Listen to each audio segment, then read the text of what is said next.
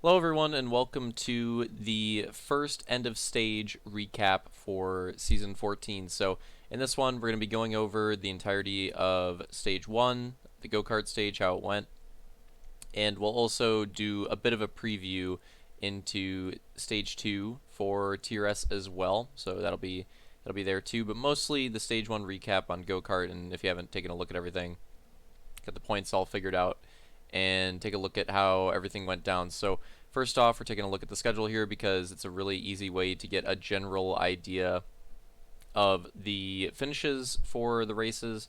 Obviously, the results doc is still a thing, so if you want to take a look at anything in particular, still have that available for you. But I like looking at this for the recaps because I don't want to go through all the races. We've already done that with the videos and such, so just a general look at everything. But yeah, so it started off with Eagle River. That was the one where Real Deal and Opix, I would say, like the surprise performances out of them.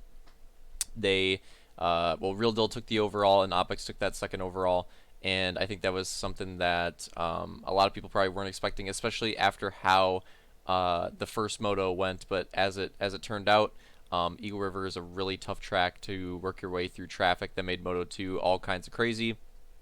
And that being said, not to take anything away from them, Opix and Real Deal still had mid-pack starting positions, and they still had to pass quite a few drivers in that Moto 2, but they were the only two drivers that put up a really good finish in both motos. Everybody else pretty much had one good moto and one not so good. That's kind of how it went. But yeah, so they started off the season strong, and obviously the moto winners, Detail taking the first one, Real Deal taking the second one there. Then we go on to Jon Snow. This is where Pancake got his first overall and did take a moto win here as well. He had a really strong first moto. That ended up leading him on to the overall win. He had a really good Moto 2 as well. So just a strong performance overall. Detail, I want to say, was the only driver to finish on the podium both races and had a really strong showing.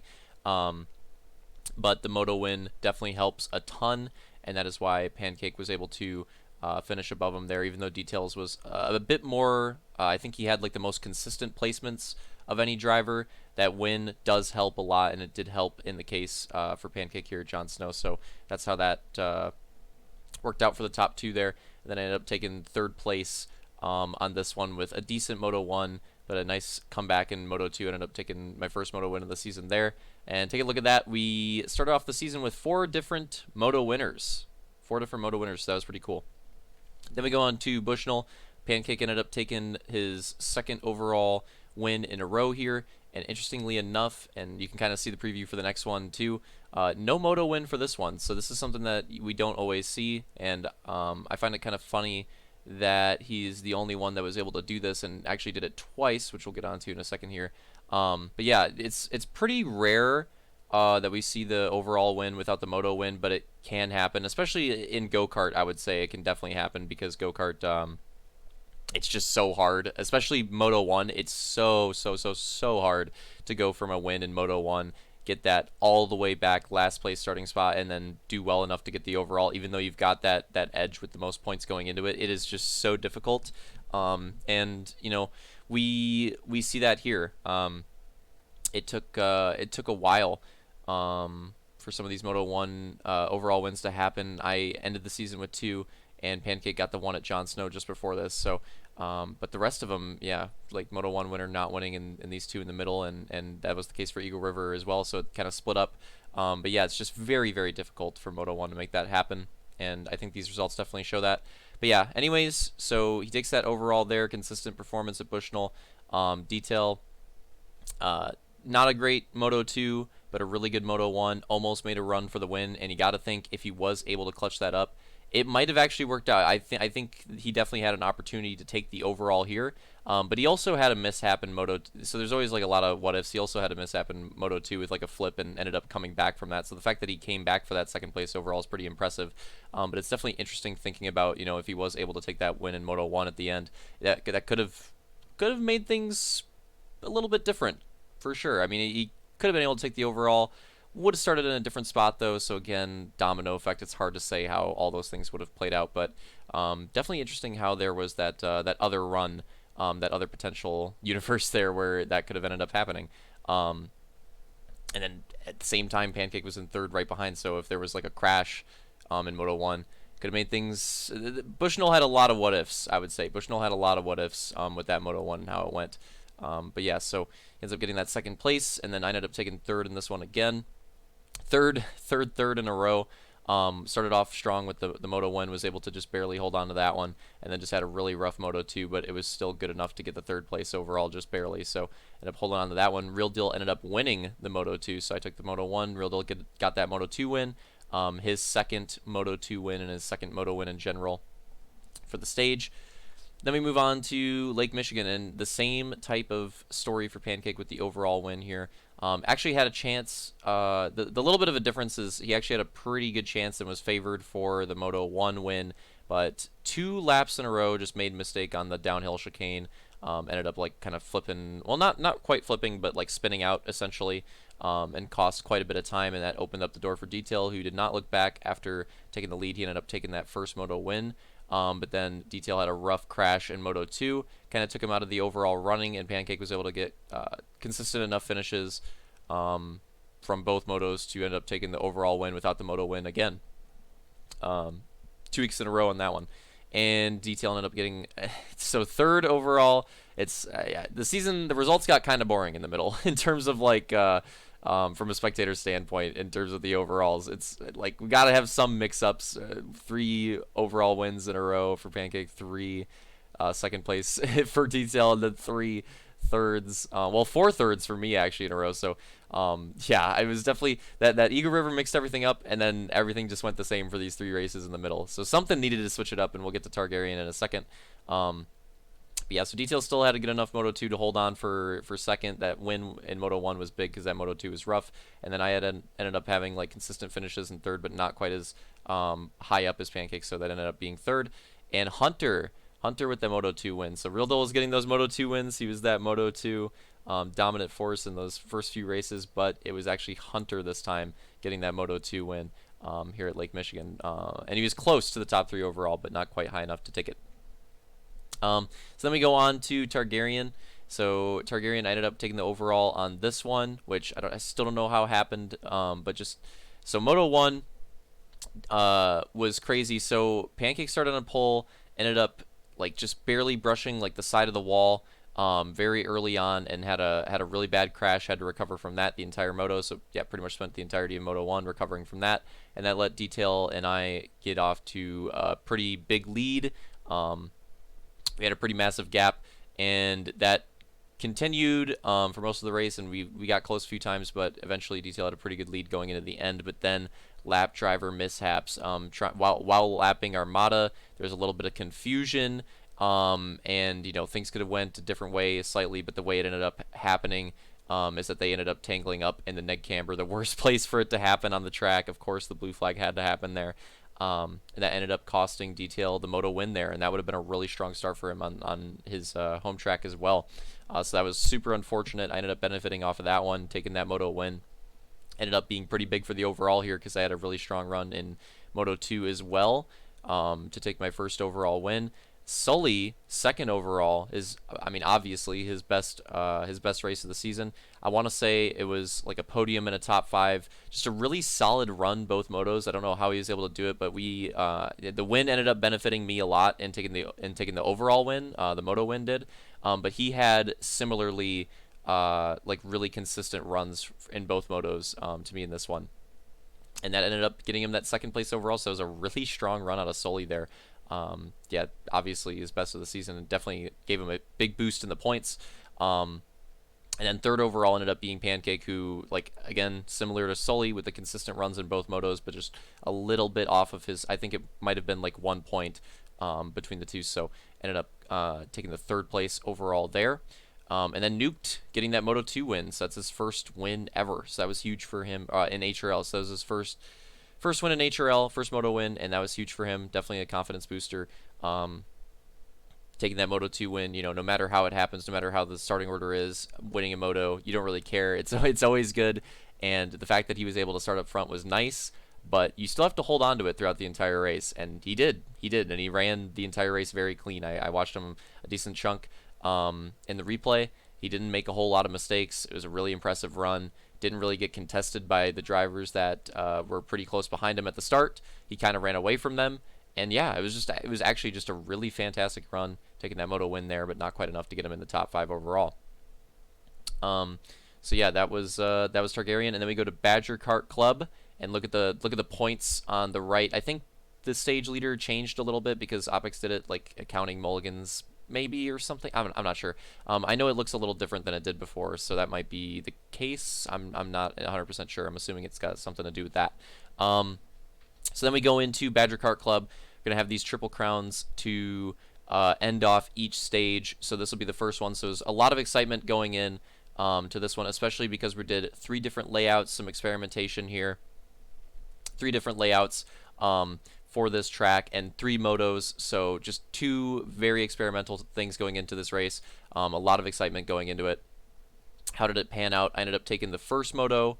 Hunter ended up taking the second moto, and his second moto win on the season, so that was big for him. And then Pancake ended up taking the third moto, so that's how the moto wins panned out here. All on different layouts, again. So I ended up winning on the red layout. Hunter's was the blue, Pancake was the yellow one. But the way the overall shook up, I ended up taking the overall win in this one. Just consistent runs, 3 podiums with the win. Pancake took the overall second. Really good 2 motos, but his Moto 2 was rough. I want to say he got like 6th. Moto 2 run was pretty rough. Got caught up. I think Opix flipped in front of him, and then just trying to recover from there. So that's just how it goes sometimes.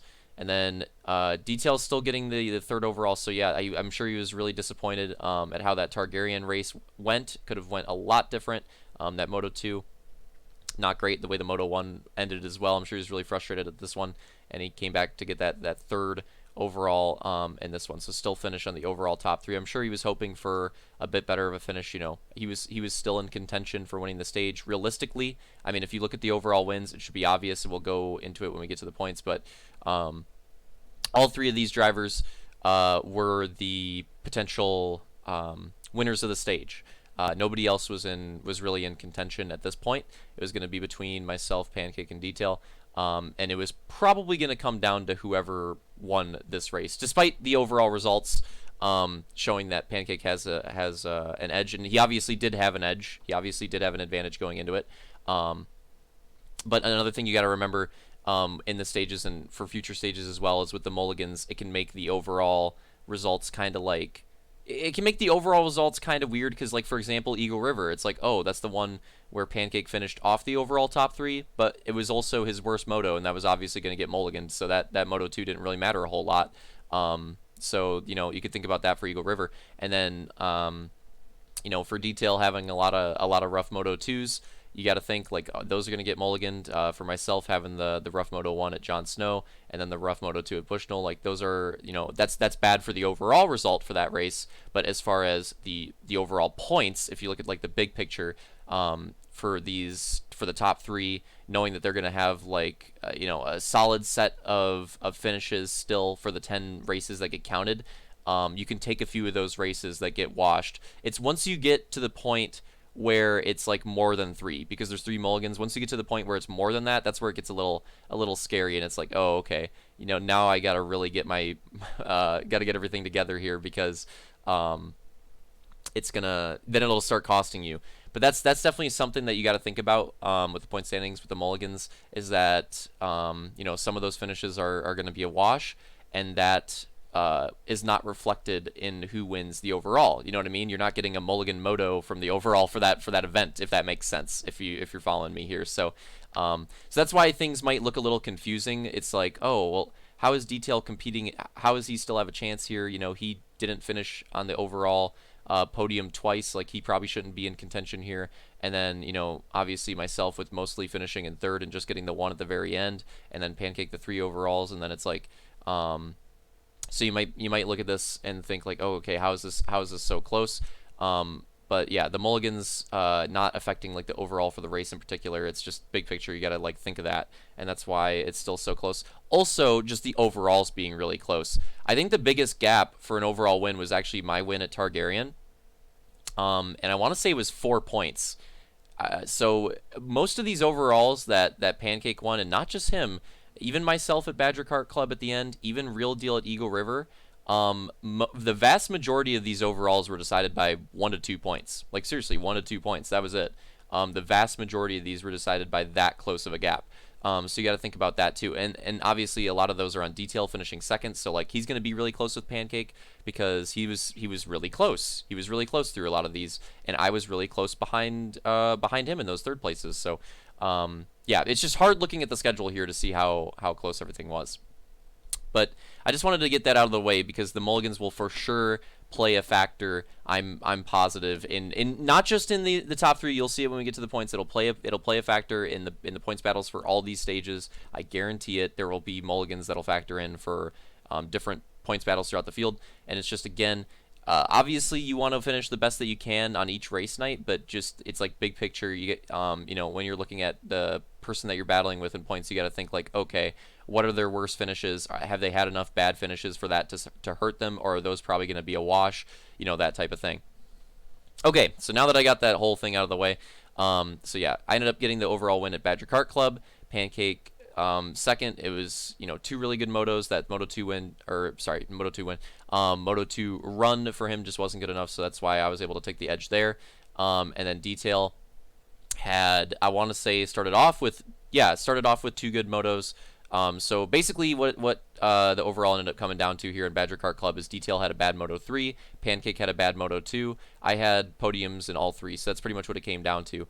And Pancake's Moto win, I would say, definitely helped in giving him the edge over Detail there as well. And I think just having slightly better, more consistent results too. But the Moto win boost obviously helps as well.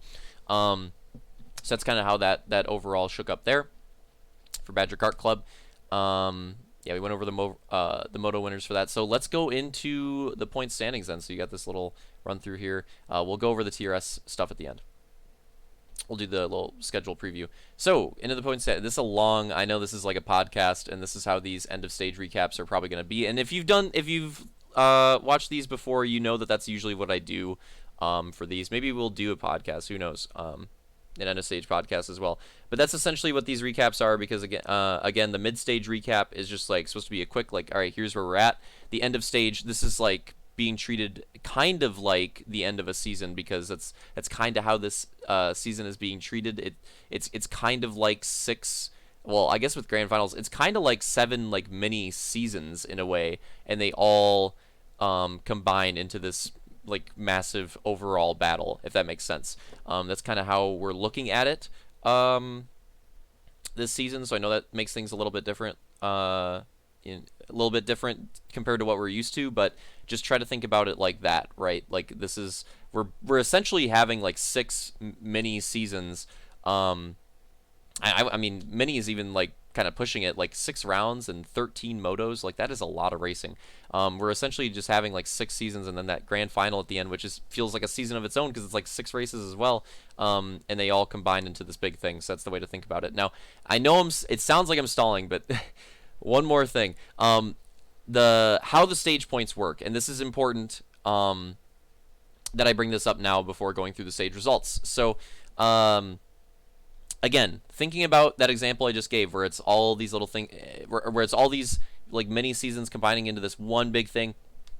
That is how it's being treated. So there's going to be a different set of points. And this may sound kind of weird at first, but just try to follow. I don't think it's that bad. Let me pull. Okay, so for this, let's take a look at. We'll analyze it in a second. But Luke, Pancake, Detail, Real Deal, Hunter. Let's just do the top 5, right? So basically, what'll end up happening, and this isn't. We haven't decided what the point system is yet, so that's why we don't have it yet. That's why I don't have something to go off of here. Like here, we have the order, but we don't have the points yet. We're doing polls on that right now. But what it'll end up being is like, okay, so I finished, first in stage 1. So what the points, like the overall championship standings, will be looking like, right? And let's just do it like this. I'll have 16. Pancake will have 15, Detail will have 14, Real Deal will have 13, Hunter will have 12, and so on, so on, so on. And we may not use this point system. Again, I'm just using this point system as an example. We could potentially use this one. There's a lot of different suggested ones that we're looking at right now. I'm just using this as an example so you can see what I mean. And then stage 2, stage 2, let's say I get like, I don't know, let's say I get like 5th, and then I'll get 12 points added onto that, so that'll make my total 28. Let's say Pancake gets like 4th, 13, we'll be tied at 28. Detail gets, I'm doing this for the example, it's kind of funny. Let's say Detail gets third again, we'll have that 3-way tie at 28. Wow, how crazy would that points battle be? Wow, Real Deal gets second in TRS, and Hunter gets the win. Then we'll all be tied at 28. All right, I'm trolling. But it's just, I'm just trying to give an example of how it'll work. And then the championship standings will be like that. We'll be in a 5-way tie. Imagine that, a 5-way tie at 28. Wow, how competitive. After stage 2, that's what the championship standings will look like. So that's what it is. So why are we doing it like this? A few reasons. I think here are the big ones. So 1, I think it'll make the season more engaging. This is a really long season, right? I think that making all of the stages, treating all of them like their own mini seasons, will make the entire thing a lot more engaging for everyone. I don't think this just applies to like certain drivers in the pack. I think this will make the season more engaging for everyone, because realistically, are we going to have super close points battles all the way throughout? Probably not, right? And especially like with mulligans factoring in, and drivers eventually missing races and stuff like that. And having like good stages and bad stages. I'm sure there'll be like some points battles, but a lot of them will probably get stretched, I would say, by the end of stage 2, stage 3 for sure. And then we have a long period of the season where it'll probably, like points wise, I'm sure there'll be some good battles. Like again, the top 3, we looked really competitive. I'm sure this will continue. I'm sure this top 3 battle will continue throughout the stages. That being said, is that going to be the case for like every stage? I'm sure between us 3 we'll have like different strong stages and different weak stages, and I think that'll apply to other drivers throughout the pack too, in their own battles. Like Real Deal, Hunter, and Roman have this really close 4, 5, 6. Basically, what I'm getting at is I love how close the points are here that we're looking at this final go-kart race for the go-kart stage. I love how close, and I love how many battles we had here. But will this continue, right? Will this continue after we do another stage and then another stage, and all the missed races and all the way the results play out after that? No, I don't think so. I don't think that'll continue for the majority of the field. Again, I still think there'll be close points battles. I still think this top 3 will be close. I still think Real Deal, Hunter, and Roman will have their battles. But for a lot of those like midfield and it could apply to some of these spots as well, depending on, again, like I said, who's having a good stage, who's having a bad stage, whatever. Maybe it all balances out in the end. I'd like to think that would happen, but I feel like it probably won't. Judging by just like seasons that we've had in the past, the longer the season goes, the more things get stretched eventually, because the higher averages win out, right? The numbers don't lie. And that's just kind of how things end up playing out, right? So I think that this will make it a lot more engaging. That is the big one. I think that having each stage, again, be like treated like its own mini season, and we'll be looking at that, and that's essentially how it'll go, and everybody will be competing like it's their own mini season. We're running it back like every month and a half or so. I think that'll make the whole season for the entire field a lot more engaging, because it's like, wow, look at this. Like for the top 3, for example, like me, Pancake, and Detail, we had this crazy top 3 battle between all 3 of us in the overall going on this entire go-kart stage. It was really entertaining, really competitive, really fun. But now we go into TRS, and it's all reset. We're all back to even, right? Like between the 3 of us, we all had like our good motos, our bad motos, and that all added up into how it played out. Well, guess what? That all gets washed away. Like for Detail finishing in 3rd, I'm sure he's frustrated at how some of those like potential lost win opportunities go. Well, guess what? Now we go into TRS. fresh slate, 0, 0, 0, 0, 0, 0, 0, go through the whole field. You know, everybody's even again. You can forget about all that and just focus on the stage, which obviously isn't entirely the case because, you know, there's the championship standings, whatever. But at least like from that perspective, it's like, okay, the points are wiped away. I get to focus on this stage now. Let's go for it. You know, all those results and how the go-kart stage went can wipe that in the past and just focus on this. And that applies to all these drivers, you know. For example, Vulcan, you know, maybe not having like the strongest go-kart stage that he was hoping for. Again, fresh start in TRS can just not have to worry about that and just focus on this stage. And you can apply that to every driver in the field, and I think it'll be refreshing for all of them. I think you could find ways that it'll be refreshing for all of them in whichever position they're in. So again, the number one thing of why we're doing it this way is to make it more engaging. Another benefit too is I like the way that it like organizes the mulligans and how the mulligans apply to the stages in particular, if that makes sense, instead of applying like 16 frickin' mulligans or however many it would end up being at the end of the season. Like it gets to a point where it's kind of ridiculous, if that makes sense. And it would be like just weird following it at the end of the season. It's like, what point do we hit in the season where we factor in the mulligans? You know what I mean? Do we factor it in as early as possible? And we're like, wow, look at Luke, Pancake, and Detail here. They're all tied in top three because their top three they all have you know, enough moto wins to count for that. So, but you know, we're just waiting for more races to fill in here while all of these are considered mulligans. You know what I mean? Like, where do we count it? Where do we start looking at the mulligans? Do we wait for the last 2 weeks? And then that's kind of weird because you have a look at how the battles are going, and then you see the mulligans like towards the last 2 weeks, and then it's like, wait, this is really different. You know what I mean? Like, it just gets really weird. It's a lot easier to follow the mulligans throughout each stage when there's only 3 and there's only like 6 rounds. It's a lot easier to follow, like, oh, this driver had a bad, you know, finish in this moto in this round, and you know, this one had a couple in this round, and it's a lot easier to follow. For sure. So that's another big reason, is just like the amount of mulligans, adding them all up at the end. You know, it's just like kind of crazy with that big of a season.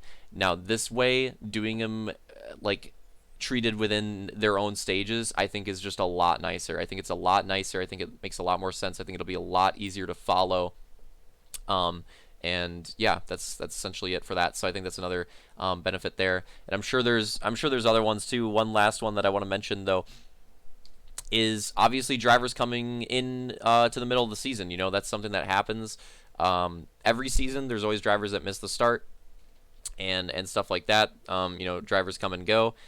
I think it'll be really nice. I wouldn't be surprised if we see certain drivers, certain stages in this season just come in for a stage. You know, just come in for a stage. And it'll be really nice for them to have that stage, you know, that they get to compete in. They get to actually like compete against everybody in the points like equally if they're there from the start, or you know, just have the mulligan races. You know, maybe they just miss one round or whatever. You know, I think that'll be really nice.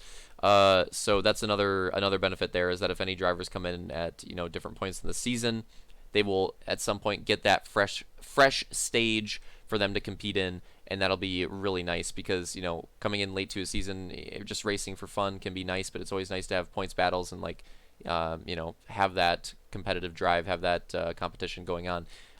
It can be kind of rough when you come in late in the season and you're not like near anybody in the points. You know, like, but that's part of like doing the entire season, is having those points battles. That's part of the fun of it, and how those points battles, knowing who's like close to you, how it affects how you race through the pack, how you drive with like certain drivers and whatnot and everything. It's part of the fun of it, and they'll get to experience that with this system. So yeah, that is that. So now that I explained all that, we follow. So I'm not going to have the championship standings. You'll know what it is. You'll know what the order will be, obviously. But I'm not going to have the exact points because we haven't decided that yet. Look for that in the mid-stage recap for TRS. Okay, there we go. I had to go through all that. It was necessary. I had to discuss all that. So now that that's been discussed, and now that that's been cleared up, I got to take a drink, dude. I got to regain. Hold up. I know these always go on super long, and yet I still didn't think it would be that bad, but I guess I underestimated myself, funnily enough, to just like go on tangents here. Should never do that. Okay, so now that we're with it, we're all set for. We're gonna go through each driver and the points. The final part of this recap here, well, not quite. We will still do that TRS preview, but the meat and potatoes of this recap here. Although we've probably gotten through a lot of the meat and potatoes already because of all the tangents and stuff, but whatever. All right, so let's go through it. So everything accounted for, all the mulligans and stuff, all that cheese. I ended up taking the stage win here. It was really close in the top 3. Again, I'm not saying it for excitement's sake or whatever. Legitimately, all 3 of the top 3, I think, had a really good opportunity, even going into the last race, especially going into the last race with 3 motos. All 3 of these drivers were in contention. Like, look at Detail in 3rd. I guarantee you, if he swept, if he went crazy and just like won all the, he would have ended up winning the stage. Which obviously, you know, any of us like sweeping at that point is unrealistic. But I'm just saying, like, him having like even like a 1-2-3, even like a 1-2-3 in the motos with like the overall win and the heat win and stuff. Even that, and with some rough finishes from Pancake and I, could have, you know, led to stage victory for him, like something very realistically possible. So yeah, basically, again, this top 3, it was me, Pancake, and Detail, and it could have been any of us in any order here, all the way up to the last race. It was that close with the mulligans. The mulligans definitely benefited Detail the most, I would say. It definitely benefited him the most. If you looked at the points without the mulligans, he would have been hurt the most without him because he had some really rough finishes, so it definitely benefited him the most and kept him close in that 3rd place, but it wasn't enough for him to overtake Pancake. It was probably like him followed by me, then Pancake. Pancake got benefited the least because that's usually what happens for like high top 5 percentages. Like, you see, he has the highest top 5 percentage, and that's usually what happens. Is it's really nice that he's like scraping out those good consistent finishes. That's usually what happens, right? Usually if you have that really good top 5 percentage, you benefit the least from the mulligans because your finishes aren't really bad. You know what I mean? You don't really have bad finishes to pull from. And funnily enough, we actually see that happen with another driver we'll discuss in the mid-pack, like kind of a similar scenario there. That being said, did it completely cost? No. Like, it was still really close. You know, only 5 points off, even with the mulligans, so it was still really competitive. A few rough finishes cleaned up into like podiums or moto wins. Absolutely, like, he still had a shot at winning the stage again, like all of us did. So let's go through it real quick. Again, top 3, it was myself and Pancake, Detail, 150, 145, 142, very close. The differences here in the stats, very interesting. Pancake had the most overalls. Detail didn't get a single overall. I ended up with 2. I had the most moto wins with 4. A lot of drivers ended up at 2. I had the most podiums, so I had the edge there. Pancake with the most top 5s. Detail with the most heat wins. We all had the same amount of hard chargers. We all got 2, which is interesting. That we were the top 3 competitors. We all had the 2 hard chargers. I ended up leading the moto points just barely. Pancake ended up having the best plus minus, and then you could go through the percentages as well if you want, the percentages here, but we've already, like, you know, we kind of get the gist of that from this. So like, yeah, basically you get to look at it. Any way you cut it, the stats are very competitive, the points are very competitive. This was the top 3 battle. It was very close, and it came down to the last race pretty much. Yeah, it came down to the last race pretty much. And I ended up taking the overall there, and that's kind of what ended up deciding the top 2. And Detail had the worst performance of the 3 of us, and he ended up finishing 3rd. So that just kind of goes to show that last race was really important. That Triple Crown was really important. And obviously, again, in a 6-round battle, every race matters. We all had bad motos. We all had missed win opportunities and stuff like that. Every race matters, but looking at it from like the entertainment standpoint, it definitely, like, everything could have switched up at that last race. That's what it came down to. So very close competitive battle between these 3. I'm sure we'll see a lot of those throughout the rest of the stages. So GG's all around. Yeah, it's nice to see like a really competitive points battle for a stage. That's awesome. I'm glad we're starting it off with one like that. Now we go on to the midfield. And really close here. Look at this. Close points battles continue. So again, the top three, then you have like this little pack right here. 4, 5, and 6. It was Real Deal, Hunter, and Roman. Let's break down the stats with them. Real Deal, the only one to get an overall, and the only driver besides like me and Pancake to get one. So shout out to him, and that was huge. That was huge, actually. I mean, that was like basically you could argue that was like the deciding factor here for him getting this 4th place over these other drivers that were really close behind him. Him and Hunter both had 2 wins. Roman did not have any wins. Hunter actually had the most podiums, surprisingly enough, out of the 3. I think a lot of people probably wouldn't have predicted that, but he had the most podiums and the most top 5s. It's very close, but he did. He's also the only one of them to get a heat win. So those little bonuses right there, I think, are what kept Hunter in it. And also, like the mulligans, Hunter had some really bad races, but it was mostly like 3 in particular that were really bad. So those got washed away. And without those, he was still really competitive. With the races that counted, he was still really competitive with these other 2 drivers. But in the end, Real Deal just barely was able to take it. 123. Hunter was right behind him with 122, and then Roman just a bit off with 119. Now, Roman got hurt, so I didn't bring it up. The plus minus. So Hunter had all these stats going for him, but look at the plus minus. Roman's plus minus was the best out of all of them. Is that a good thing or a bad thing? You know, you can look at that a few different ways. Like him working his way through the field in the motos is great. That's fantastic. It's always good to have a positive plus minus. But another way you could look at it is like, okay, like how bad are his heat races? You know, like how bad are his heat races, or like is he just finishing where he starts in Moto 1s and then just, you know, getting consistent positive in Moto 2? If you follow what I'm saying, like it's great that he has a positive plus minus, but it's also like I'd have to go through the results and see like how much that you know, how much that matters essentially. Like is the positive plus minus a good thing? You know, is he, again, like I said, is he setting himself up poorly with the heat races? Maybe he could have better Moto 1s, and maybe he wouldn't have to have such a good plus minus to get these good results, stuff like that. So an interesting thing to look at there. And yeah, I like Roman with the really consistent finishes, but it's kind of a similar story with Pancake with the top 5s, where like a lot of those like good salvage finishes for Roman got washed away, whereas like the finishes for Hunter and Real Deal that got washed away were really bad, like ones where they crashed out and finished like last pretty much. Whereas Roman was like, again, more consistent, but he was more consistently average essentially. Like Hunter and Real Deal were able to get wins. Roman was not able to get wins. He was not able to get on the podium as much. I mean, hell, he wasn't even able to get on the top 5 as much. He never got a heat win. A lot of those like consistent finishes were around like 6, 7, 8, around that area. And you know, that was nice, but with the mulligans, it ended up not helping him too much in the end.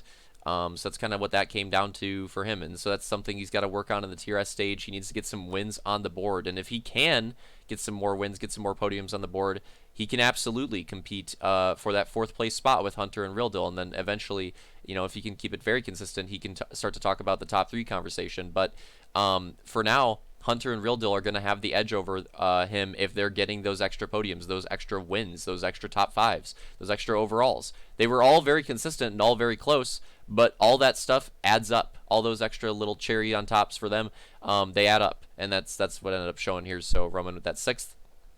Then we go to like the next mid pack. It's like we got the tiers here. We got the tiers. We've got many different tiers here. The lower mid pack, I guess. I don't know. Upper mid pack, then the lower mid pack. So now we go to Fireball, Sully, and Opix. So first we'll talk about Fireball. You take a look at it, 2 podiums, but he had a nice amount of top 5s. He had a heat win. A lot of opportunities for Fireball to have like some really good races just thrown away, I think. He's a very aggressive driver, and at times it works out for him, and when it works out for him, it works out really well, and he gets moto wins, he gets overalls. A lot of times in this go-kart stage, I feel like it did not work out for him. I feel like he costed himself a lot with some of his aggressive driving. And again, that's just the way it cuts, right? It cuts both ways. Again, sometimes he'll end up with those moto wins. It ended up the other way a lot of the time in this stage. That being said, he still had a really good finish. 7th is still nothing to scoff at, especially with not being able to make the last race. He had no mulligans. It was just his 10 finishes. I'm sure that if Fireball made that last race, and if he could have, improved on some of those finishes with the mulligans, I'm sure he could have finished potentially ahead of Roman, Hunter, and Real Deal, depending on how well he did. Like, he absolutely is in competition with them. It just, I genuinely think that a big part of it is the fact that he did not have those mulligans, that mulligan edge. So missing that last race. So that hurt him a lot. All his bad finishes really, like, he felt them. He felt them in the points. So I think that Fireball's a lot better than his stage 1 result showed. I think that missing that last Triple Crown was big for him, and I think that if he can make everything in TRS, I think he's gonna show it in a big way. I think that he is a lot better than his points result shows in this stage. Sully's a weird one. Moving on to 8th place, Sully's a weird one because it seemed like he had some not so good finishes towards the beginning of the go-kart stage, and it's unfortunate that he didn't get to make the last race because it felt like he was really coming into his own in the doubleheader. He had a really good night in the doubleheader, even though he didn't make the top 3 overall in Lake Michigan. I want to say he still had a pretty good result, like probably his best result yet. And then he followed that up with a second place overall. A second overall. Like, think about that. He was finishing, like, I want to say around, like, 5th, 6th, 7th, 8th, 9th, like that realm, all the way up to a second overall. Like, his trajectory was way up. He was looking a lot better. But he, again, like a similar thing with Fireball, he was not able to make that last race, so that, like, his bad finishes hurt. And again, like, Real Deal, Hunter, Roman, it could have been like Real Deal, Hunter, Roman, Fireball, Sully, Opix all in the same group if that bottom group had mulligans. Like, seriously, it could have. I would have loved to have seen how it would have played out if all of them had mulligans, because this lower mid pack, I feel like 4 through 9 is like the entire mid pack, with maybe Soul Reaper creeping in 10th as well, and like Vulcan in a weird spot in 11th. But I feel like that entire mid pack is actually really competitive, and you see the mulligan difference with 7, 8, 9, and I think that they. I would have been curious to see how it would have played out if they made that last event. In Opix's case, it was the second round. But yeah, so still, though, that being said, still a good result, I would say, for Sully, and the trajectory was looking to be in the right direction, so he definitely should keep that in mind going into the next stage. Opix in 9th. Obviously started off strong with the second overall, was not able to replicate that since then, but still got some good finishes, especially the podium in the second moto at Bushnell. Still got some, I want to say he got second again as well in that moto as well. So Opix with some good finishes, and like even looks like he even had better moto points than Sully there. Because he had the one mulligan. Opix did have the one mulligan. He did have the one. I forgot about that. He had the one extra start. So, but again, the second round, I think Opix, he had many bad finishes, but he did not have the full mulligans, so those bad finishes really hurt him. I would have been curious to see how he would have stacked up with these other drivers in front of him if he had that full set, and that's the story for, again, like Fireball Sully, the story for a lot of them here. But still, I think Opix is going to be happy with this result. Knowing that, like, assuming Fireball and Sully still miss the race, if Opix has that round 2, he probably finishes ahead of them. And mulligans or not, I'm sure he doesn't care. Like, he would have been very happy with that result. So, knowing that, I'm sure he's feeling pretty good about this 9th place. Soul Reaper in 10th. A little bit off that lower mid pack, but still a good showing for Soul Reaper. He got a heat win. That was one of the highlights for him, and a few top 5s. Definitely some good races, some bad races in this go-kart stage, but Soul Reaper still making his return to the HRL, a good one, and looking to improve. So I'm sure we'll see some more improvement from him in the TRS stage. Finishing in 10th, rounding out the top 10. So then we go to Vulcan in 11th. I think Vulcan had potential to compete for a few spots higher, but he had a few races where he quit out. And no mulligans and stuff like that. Like, I think Vulcan definitely, with a full 13 motos, would have finished in a different position here. I probably would have put him ahead of Soul Reaper, and I think he would have been close to Opix, Sully, and Fireball, although I think that they probably would have the edge over him. It'd be hard to tell depending on how those races go. But yeah, for Vulcan, I think it's just like to regain, just focus in on the races, and again, remember that mulligans are a thing. Remember that, just like try to show up to all the races, and when a bad result happens, just just shrug it off, shrug it off. Just don't worry about it. Just be like, okay, you know what? That's gonna get mulliganed, whatever, and just focus on the next race and just like keep that mindset going into the next stage. And I think that'll help him a lot. And he was just barely able to edge out. These points are very close in this pack too. Just barely able to edge out Nuke to finish in 12th. Highlight for him, you can see it if you look at the stats. It's very obvious was the Moto win. The Moto win was huge for Nuked. So that was awesome. That was a really good run from him there. But aside from the Moto win, definitely a lot of improvement that he's going to be looking into trying to find in that TRS stage, and I think I think he can find it. I think he can find it. The TRS stage should definitely help him out a bit. I think we'll see. But that being said, I'm sure the Moto win was big for confidence and just showing that he can do it, and he should take that into the TRS stage, finishing in 12th. Slaunch 13th. Not enough starts. Again, Vulcan didn't have like the full amount of starts. Now our next driver didn't have the full amount of starts. That being said, still finished ahead of Armada, so I'm sure he's very happy with that. That's a great result considering the fact that he was missing like 2 full points starts. I mean, I think Slaunch, with the full starts and with mulligans, I would have placed him in the top 10 at least. And then who knows how he would have competed above that. So the go-kart stage, the go-kart racing hasn't been great for Slaunch recently. I'm sure that he's just trying to shrug it off. I'm sure he's looking forward to TRS. He is actually the reigning TRS champion. I don't want to hype it up too much, but it was MCC. It was MCC. What, like 7 years ago now? So a long time ago, but Slaunch is the reigning TRS champion, so that is something to think about going into the TRS stage, and I'm sure he's thinking about that and looking forward to it. And I think this go-kart stage was just just a testing like opening stage for him. He knew this probably wasn't going to be the strongest, and having to miss a few races didn't help. I'm sure he's not too bothered about the 13th. Just again, proven TRS champion. Just try to focus on that. Try to get a really good result in that stage. And again, realistically, anybody can win TRS, and I'm sure he knows that. Having raced it so many times. So I would expect, if he can make the races, I would expect Slaunch to rebound pretty well in the TRS stage. Then we go on to 14th, Armada. I'm sure he's not happy with this result. He actually had potential. In a lot of these, specifically in the doubleheader, it's just mistakes. Like in the doubleheader, Moto 2, Lake Michigan, and Targaryen, he got a really good start in both of those Moto 2s. And it wasn't just like the first lap. It was like several laps into the race. He got a really good start in both of those Moto 2s. And then at a certain point, a mistake would happen, and then they would just flood in, and it would just fall back and back and back and back, and it just started piling down. He just needs to work on that. I think that's mainly what it is. When he's not making the mistakes, his driving is not the worst. Not as bad as the points standings would make it look. I think it's just that he's making more mistakes than other drivers. If he can clean that up a little bit, I think he'll get some better finishes and start to move up the rankings a bit. Then we go to Killer in 15th. Killer, not so many races to work with, not the full points. A lot of laggy flips, cheese like that. He's gotten some Moto 2 starts at the front though. Just keep trying to learn from that and trying to improve going into TRS. Chumpy, it's hard to say because there's only so many starts to work with. Kind of a similar thing with Killer though. Just try to keep learning, try to keep showing up. Don't be bummed out by missing out on the LCQs. He missed out on some LCQs, stuff like that. Try not to be too bummed by that. Just try to keep showing up, keep learning. Blake with getting the suspension or whatever, that's unfortunate. If he comes back, hopefully there's no cheese like that again, and he can learn from that.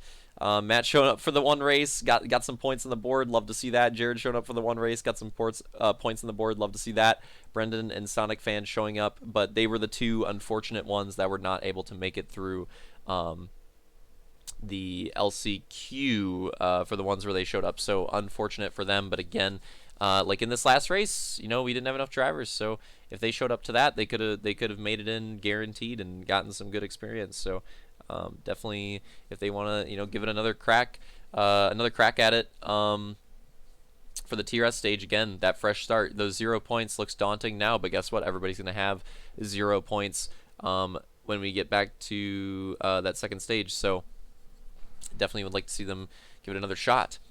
Alright, so there we go. I went through the whole thing. Wow, GG, let's go. That was not too bad.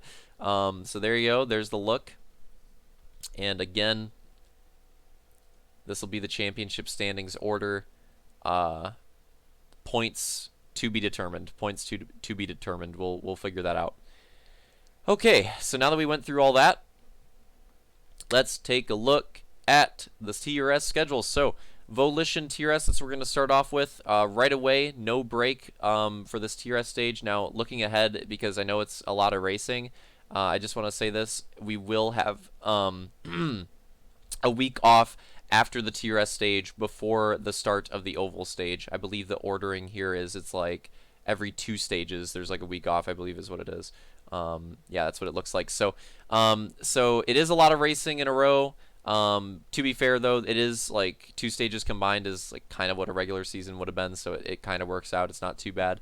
But yeah, so if it gets to be a little bit on the endurance, there will be that break, that light at the end of the tunnel after the end of the TRS stage. So again, Volition TRS, we're going to be kicking things off with that. Then we'll go into Stonehenge Park, followed by Snowy Scrubs. That's a classic. I'm looking forward to that one. 2 vote-ins for the doubleheader. The doubleheader will both be vote-ins. I'm really looking forward to seeing which tracks get voted in, because there are some awesome TRS tracks that we've been looking at that definitely deserve to be in the schedule. So I'm definitely looking forward to seeing what gets voted in, because there's a lot of great potential there. And it's, again, it's hard to talk about this TRS schedule with so many vote-ins, but at the moment, right, it's hard to preview it, but we'll see. I will say, though, I really liked our first 3 that are guaranteed. Volition will finally get to race. Stonehenge looks pretty cool. Potential multiple layouts there too, maybe, or maybe no, I think it was just multi-line. But that track will be cheesy for sure. And then Snowy Scrubs, again, a classic, an absolute classic. Definitely look up the old races on that one. That track was awesome back in the day. And speaking of a classic, this is really what I wanted to preview here. This is what I'm really excited about. Frickin' Kratos TRS will also have the 3 layouts for the 3 motos, the Triple Crown event, similar to Badger Kart Club. We're doing the same thing for Kratos, and I cannot wait to fully reveal the final version of Kratos. I'm really looking forward to it. More of a reimagining than a remake, but that is going to be fun.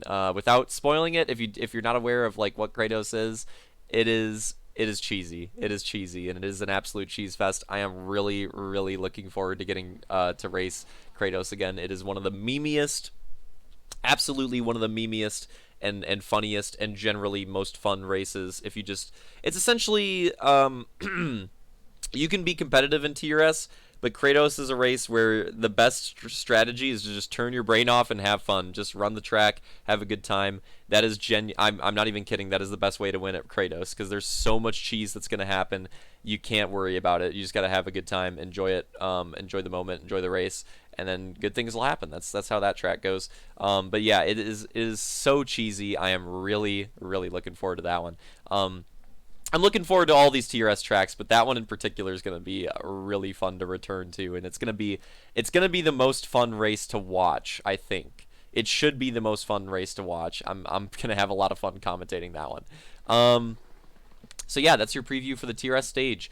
I'm looking forward to it, man. I'm looking forward to it. It's going to be getting a go-kart stage. Like seasoning is something that I wanted to do. We finally got back to it, finished it out. I'm really proud of that. Really glad that we got to finish it. And now TRS was another one of those series that I just always wanted to do in Halo 5. Now we're finally doing it again. Cannot wait. Seriously, I love the TRS racing. It is so much fun.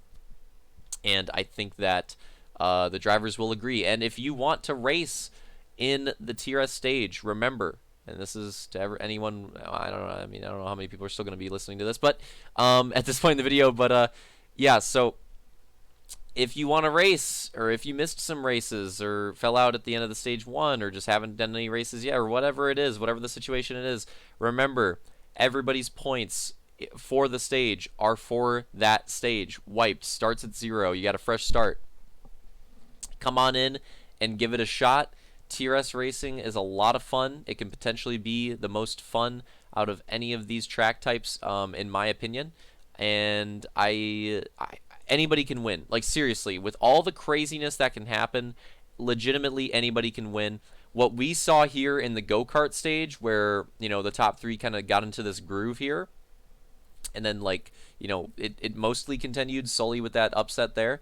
And obviously the first race, but this top 3 groove was like the case for most of the go-kart stage. This might continue for TRS to some extent, but I think there will be more mix-ups for sure, like certainly than the go-kart stage, like absolutely. I would not be surprised if we see some more new moto winners as well, and just heat win and just everything shaken up. Expect the unexpected in TRS. Genuinely no idea what the hell is going to happen, and I am really looking forward to it for a long time. This is going to be a hell of a lot of fun. Yeah, hopefully we get as many people as possible to show up and get full lobbies for that, because it's going to be a good time. Thanks to everyone that tuned in to this video all the way to this point. Definitely I'll read the comments for anybody that did, because it's such a crazy long video. It's literally just me talking for the entire recap. If you did make it this far, put Daniel Ricarducci is the GOAT in the comments, so I know. And I'll see you guys at Volition on March 18th at 7 p.m. Eastern for the kickoff of the TRS stage. I need the hydration again. Really looking forward to it. See you there. See you next time.